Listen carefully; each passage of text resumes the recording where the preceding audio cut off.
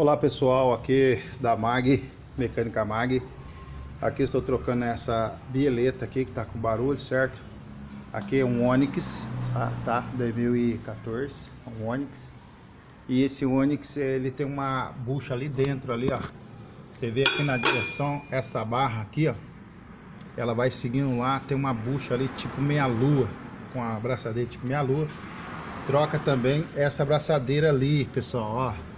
Lá ela tem um acesso meio apertadinho, mas não precisa descer a suspensão, o quadro para troca dela, tá? Então para vocês aí vai ficar até mais fácil. Então eu vou trocar essa bieleta aqui, ó, que tá com barulho. E um abraço. Vai ficar chique esse Onix aqui, beleza? Até mais, pessoal.